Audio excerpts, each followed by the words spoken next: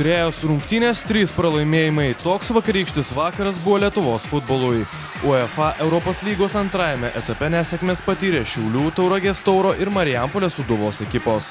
Namuose žaidė šiauliečiai 0-2 nusileido Krokuvos Vyslos komandai.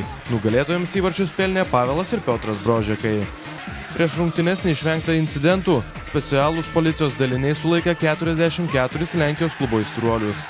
Dauguma jų į rungtynes neįleisti dėl to, kad pas juos buvo rasta šaltųjų ginklų. Vienas iš sirgalių rūkė kvaišalus. Praėjusių metų A lygos bronzos medalininkus Marijampolės Sūduvos futbolininkus taip pat 0-2 nuskriaudė Austrijos čempionato lyderiai Vienos Rapid. Pirmajame atrankos etape vėl Solanėlį palaužė Tauragės Tauro žaidėjai 0-3 turėjo pripažinti geriausios Kipro komandos Apoel pranašumą.